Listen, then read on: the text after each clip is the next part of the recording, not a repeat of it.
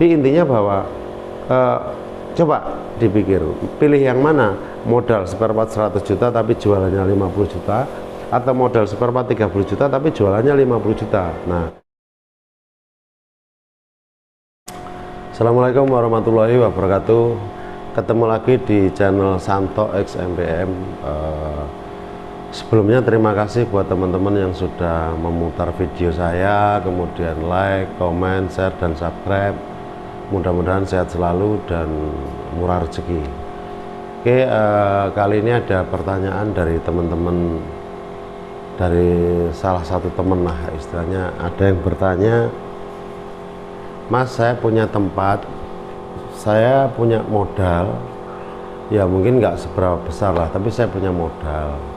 Saya pengen buka bengkel tapi saya nggak bisa nyervis, saya nggak bisa bengkel, itu gimana caranya? Jadi sebelumnya terima kasih pertanyaannya. Ini jawaban saya ini belum tentu solusi terbaik, tapi saya hanya istilahnya berusaha untuk sharing aja. Jadi ketika teman-teman itu sudah punya modal tempat, kemudian punya modal uang juga untuk buka bengkel, tapi nggak punya skill bengkel, sebetulnya bisa buka bengkel. Jadi ketika teman-teman mau buka bengkel ada beberapa cara sih menurut saya. Jadi cara yang pertama adalah mundur selangkah untuk lari kemudian, artinya mengalah untuk menang. Caranya gimana? Pertama ya mau ndak mau, karena mau usaha bengkel atau mau bisnis bengkel, kalau nggak mau istilahnya nggak punya skill teknik, ya paling tidak belajar memahami tentang bengkel dulu. Bengkel itu kan usaha jasa servis, artinya di situ yang memang pendapatannya dari jasa dan dari jualan spare part. Nah, kemudian apa aja? Pertama jasa servis, kemudian jasa penggantian part, jasa bongkar mesin, jasa body repair, dan yang lain-lain. Artinya apa? Ya paling tidak mempelajari item apa aja, jenis pekerjaan apa aja yang ada di bengkel. Itu mana aja penggantian part yang ada jasanya dan spare part yang tidak ada jasanya. Itu langkah pertama. Jadi pelajari, mengenali dulu aja tentang bengkel. Kemudian yang kedua adalah istilahnya belajar tentang spare part. Spare part itu kan ada istilahnya dua jenisnya, dikelompokkan dua kelompok. Yang pertama adalah spare part slow moving, yang kedua adalah spare part fast moving. Nah, slow moving itu contohnya apa ya? Contohnya kayak knalpot, tangki, cover body, kemudian skabel body. Artinya apa? Slow itu kan pelan. Jadi memang barang yang lama, tidak istilahnya yang jarang terjual atau spare part yang jarang laku, itu namanya istilahnya slow moving.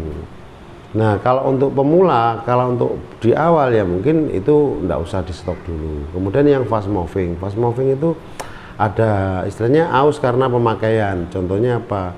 Ya kampas rem, ya ban, ya gear set, kemudian fan belt, filter udara, oli, busi, dan yang lain-lain. Artinya apa? Ada spare part yang memang cepat laku, jadi putarannya lebih cepat. Jadi belajar dulu. Jadi pertama tadi mengenali tentang bengkel, tentang jasa bengkel. Yang kedua mengenali tentang spare part. Yang ketiga belajar juga sebetulnya di bengkel itu untuk operasional, untuk jalan atau untuk menggerakkan operasional bengkel itu kan pasti ada biayanya, namanya operasional expense atau OPEX. Apa aja sih pengeluaran di bengkel itu setiap hari? Contohnya apa ya? Kita harus berhitung juga, karena namanya bisnis pasti kan pengen untung. Ketika pengen untung ya kita harus belajar dulu. Karena apa? Karena ketika mau menanamkan modal atau mau buka usaha, kita juga harus memahami usaha itu minimal dari sistemnya, dari istilahnya nggak harus bisa nyervis loh ini saya bilang. Jadi masalah nyervis kan nanti kita bisa ngajak teman-teman mekanik untuk kerja, tapi yang jelas kan belajar dulu tentang ya tadi jasa bengkel, spare part, kemudian pengeluarannya apa aja. Jadi nanti nggak ada salah paham ketika bengkel itu dikerjakan istilahnya atau dikelola orang lain. Oke, yang kemudian setelah belajar itu cara yang pertama, baru ngajak mekanik untuk bekerja dengan ya kesepakatan di awal sistemnya mau persentase, mau gajian atau mau apapun lah, intinya disepakati dulu.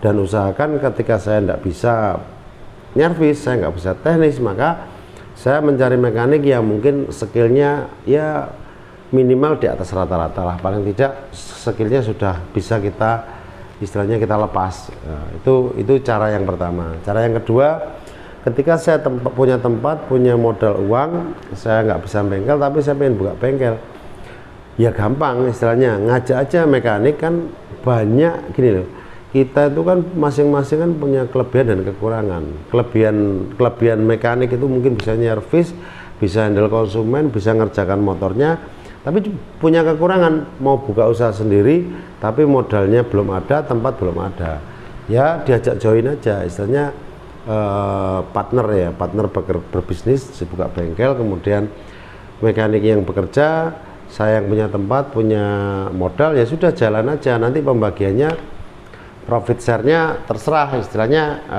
masing-masing punya kesepakatan, punya cara lah istilahnya, hitungannya gimana, mau 50-50, mau istilahnya pengertiannya 50-50 gini ya,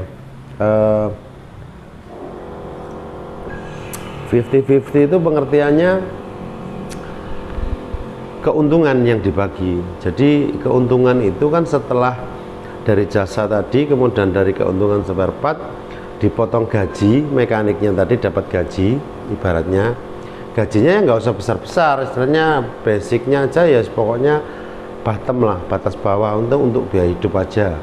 Kemudian karena yang punya modal atau yang punya tempat itu ikut bekerja, maka dia juga digaji, mungkin gajinya sama lah, dibikin sama dengan gaji yang batas bawah tadi. Nah nanti dari sudah gajian, mekaniknya gajian, pemiliknya juga gajian, keuntungannya berapa, baru dari keuntungan itu dibagi karena sudah dipotong dari operasional. Itu cara yang kedua. Kemudian cara yang ketiga, ya kalau memang punya tempat, punya modal, ya nggak ada salahnya istilahnya, ya sudah, saya mau buka usaha, saya mau buka bengkel, saya istilahnya ngajak orang yang bisa, kemudian ngajak mekanik juga yang bisa.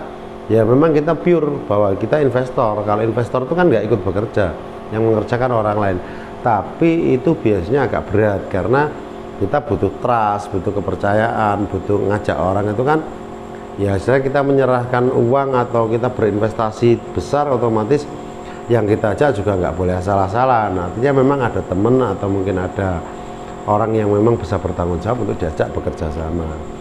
Oke, ya, mungkin 3 cara itu menurut saya yang paling mudah sebetulnya. Kalau dari mekanik terus buka bengkel sendiri itu paling mudah.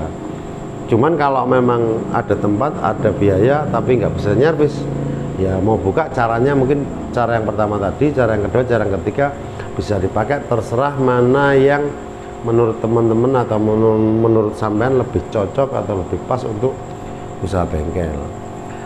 Oke ya, itu salah satu istilahnya cara ketika kita punya modal, punya tempat tapi kita nggak bisa nyervis. Kemudian, nah ini kesalahan yang sering dialami teman-teman di bengkel, terutama bengkel pemula atau bengkel baru.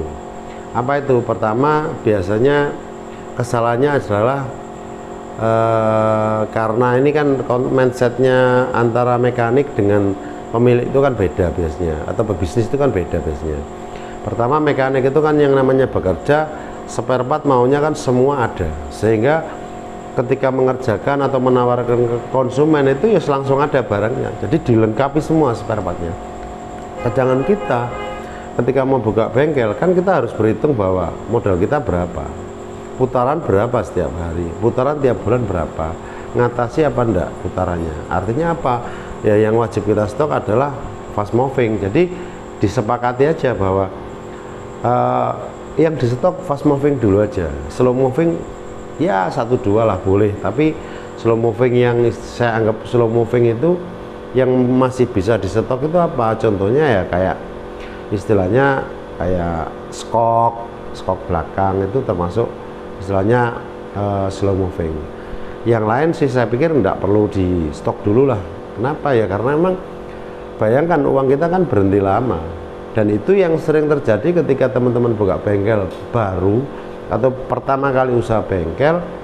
terus spare partnya itu bertahun-tahun itu tetap ada aja, nggak pernah laku. Kenapa ya? Karena dari awal nggak ngerti, terus kemudian belanja semua spare part dibeli, tujuannya orang itu datang nggak kembali, selalu ada.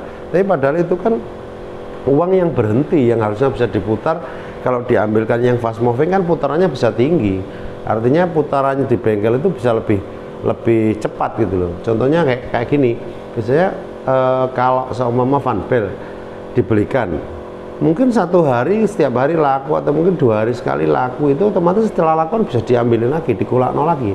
Artinya apa? Ya namanya fast moving itu putarannya cepat. Jadi ada pengertian bahwa modal saya spare part itu mungkin 30 juta, tapi penjualan saya bisa 50 juta penjualan 1 bulan. Kok bisa? Wong modalnya 30 juta kok bisa jual 50 juta? Ya karena satu item itu tadi bisa laku tiap hari, karena putarannya tinggi, perputarannya tinggi, maka total penjualan dalam 1 bulan itu bisa tinggi. Jadi intinya bahwa coba dipikir, pilih yang mana, modal spare part 100 juta tapi jualannya 50 juta, atau modal spare part 30 juta tapi jualannya 50 juta. Nah itu kan pilihan. Artinya apa? Ya dari awal strateginya memang harus dicoba, harus belajar bahwa ya yang stok fast moving dulu, slow moving nggak usah dulu.